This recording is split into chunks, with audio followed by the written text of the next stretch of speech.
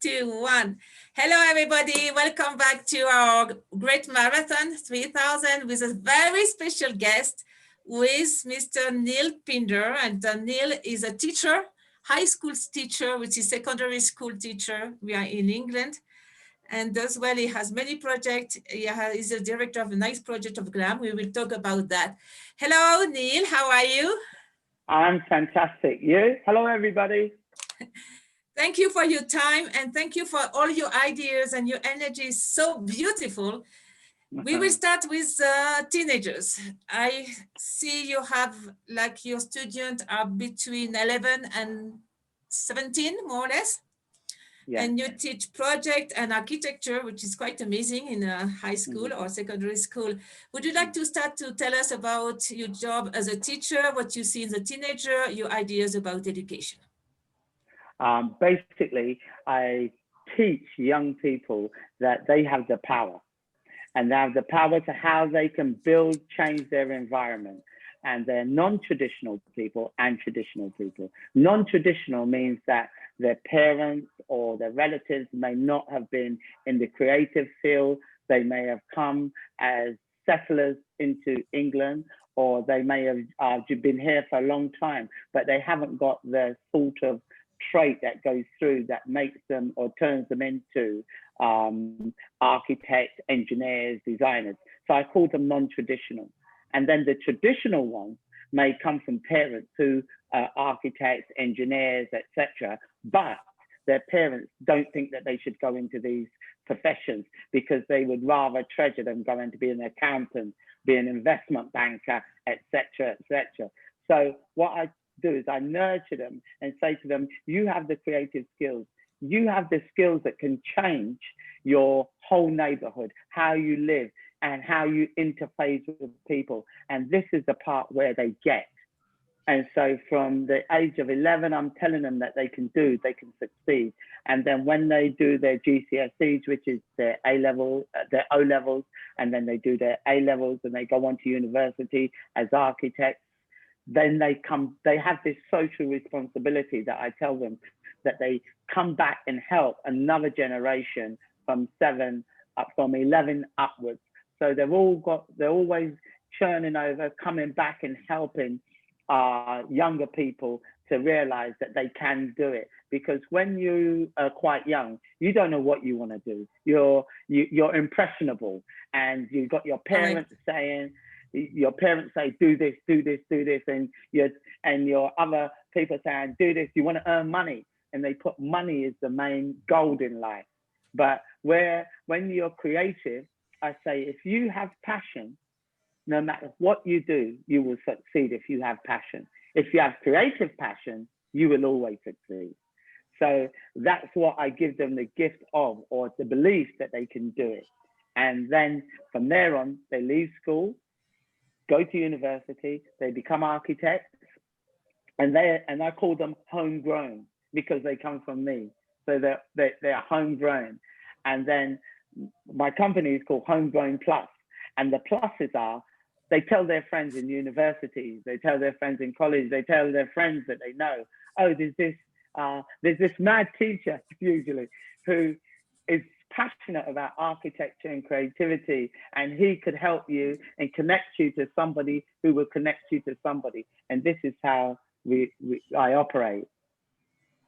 And I remind everybody to have your notebook, because all the ideas and all the project and all the beautiful activities Neil do, please take notes to do the same wherever you are, especially if you are in the education field. Neil, I saw the organization GLAM, G-L-A-M, and you are the director of several projects. Would you like to tell us what you do and what is GLAM? Right. Basically, I'm always metamorphosizing.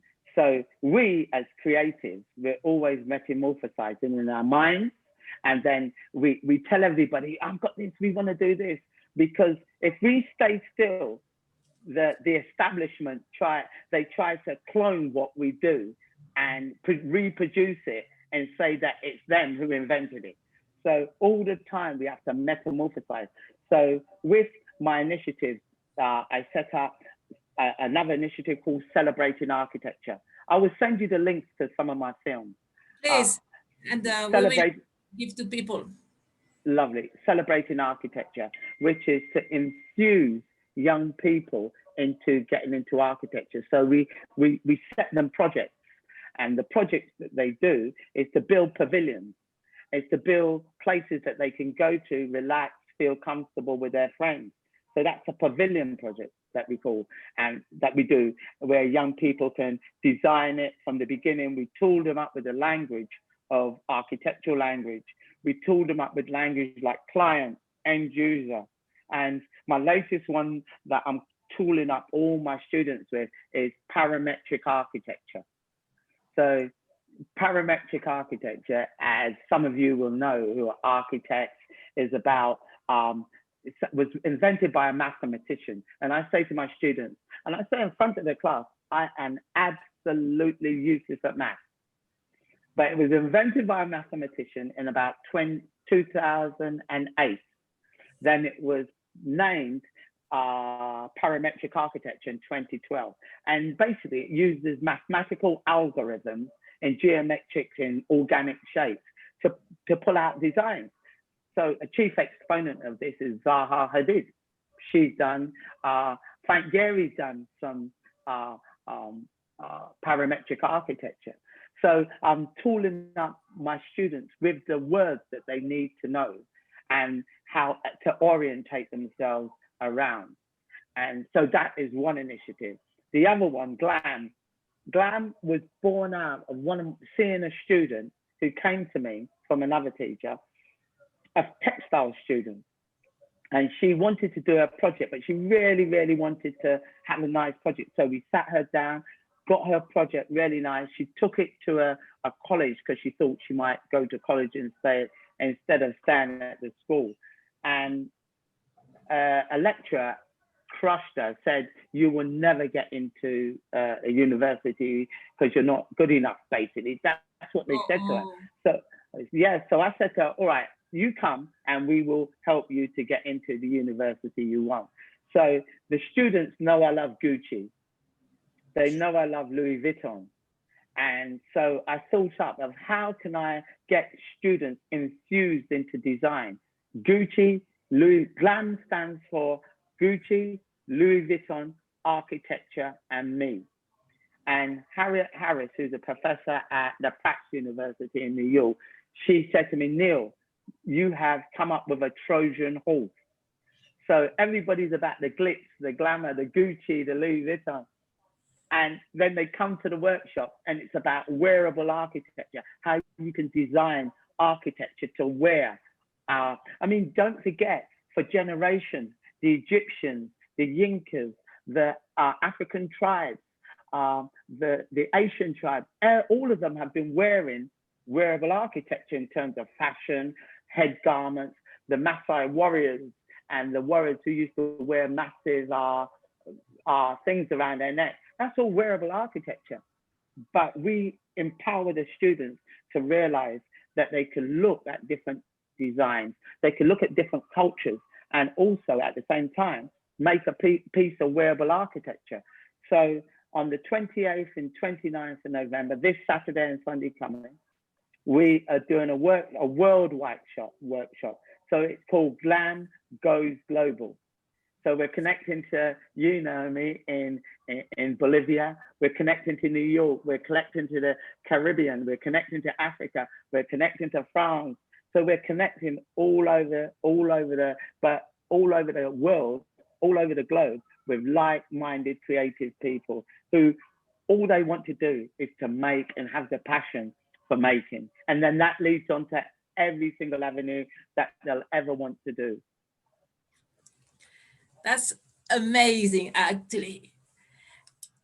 And what's more amazing for me, as you are the first teacher in my whole life I'm meeting with such a passion for architecture. I think it's a beautiful blend. What are your ideas with architecture and school and the future university? How would you do a beautiful school and university with a new concept of architecture and with your ideas of being all together Traditional, not traditional, everybody. So my idea is, first, you will be central to it as well. So it's to link in people from around the world. And after the pandemic, because don't forget, this is it's a sad time, but it's also a brilliant time because it put a stop button on the whole everything. And Correct. so people like us, non-traditional people, have said, right, we can reset, we can readjust, we can press the reset button and have things more the way that we want, instead of the establishment telling us that you have to have this, you have to have this, you have to have that. So my idea is to get people from around the world, and every, say, 6 months after the pandemic, maybe just in a centralized place, even if we do it by Zoom, in a centralized place, we meet, we gather, and we're creative, and we send out all the creative sort of vibes to all of the rest of the establishments that will be created off of our creativity. So we would have a series of creative schools. All we're doing is creativity, and through creativity, don't forget, creativity involves math, it involves science, it involves literature, it involves being able to read. So if there's no subject that's excluded from creativity, but as under the banner of creativity, we can do anything. We can teach kids anything that we want to teach them. And at the same time, and young people and people like us will be in charge. So instead of a government trying to indoctrinate us into their ideology, their philosophy, and having control, because at the end of the day, what they want is power, control, and earn the money. All we want is to be able to be creative. We want the power of creativity. Once you're creative, you have a free mind. You think for yourself. You can do anything in the world once you begin to think to yourself without the chains of the government saying English, math, science, or whatever, or what, this pre-prescribed set of 8 subjects. We will be free, but as I said, all of our subjects all of creativity incorporates everything. Time is flying and we are almost at the end, but we would like to know, what do you think young people need most today? They need to basically be told, you can do it. You can do it. You can do it. You can do it. Believe in yourself. You have the power, you have the ability, and you can do it. That's all you need. And so please, every young people that's watching this video, you can do it. That's definitely. Beautiful. Yeah, definitely. Any message for, maybe I shouldn't do that, but for the ministries of education? The ministries of education of the world, you have to listen to people like us. Forget all of your high-powered people who have been to the same schools, the same tutors, and who are churning out the same ways. You haven't done it right. You've proven. You have failed in so many ways. You've failed your people. You keep on failing your people. Let us have a try. Let us do it, because we will disseminate the power. We will disseminate the ability for people to believe in themselves. And with us, it'll be more even, as opposed to you being on top and then being low. So give us, please, a few words on the education of the future, and then we will close. I think because of the pandemic and because of Black Lives Matter has empowered everyone who didn't have a voice to speak up. LGBT, the underrepresented people of our societies, it's given them a voice, and it's also given them a belief that they can. As I said, they have the power. And at the same time, I think, I know that we can change everything. We can, you can, we can. We will join up, all of us, and change. Actually, that is the right time.